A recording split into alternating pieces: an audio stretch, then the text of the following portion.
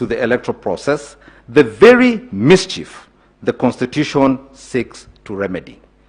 I don't know how much clearer it can get that what the chairman of the commission did was the very opposite of what the Constitution required him to do.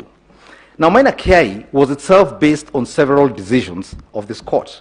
The first of those being Wanjohi, which is a 2014 case, and it is cited there, where the court said, apart from the priority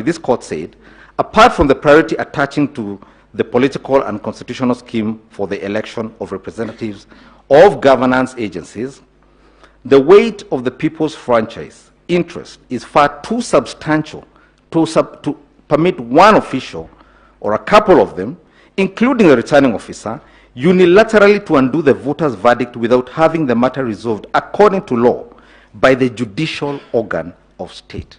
The only organ under our constitutional framework permitted to correct at any level, let alone any of the three levels that the chairman of the commission undertook, is this court. It is manifest to this court that an error regarding the elector's final choice, if indeed there is one, raises vital issues of justice such as can only be resolved before the courts of law.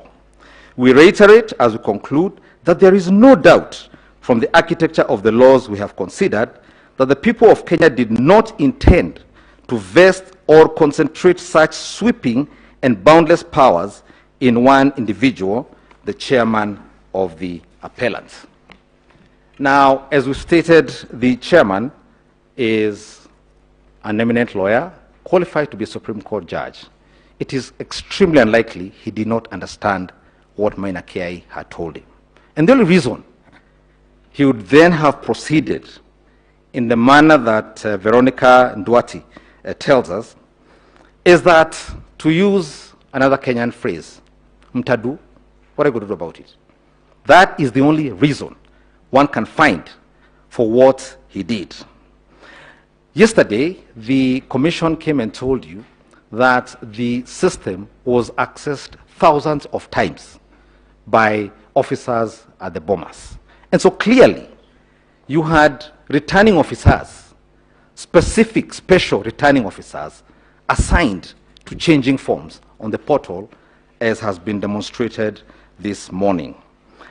In our submission, the alterations made to this system, to the forms, these so-called corrections that were done at three levels, so alterated and contaminated the outcome of the election that it is now incurably defective and incapable of being rescued.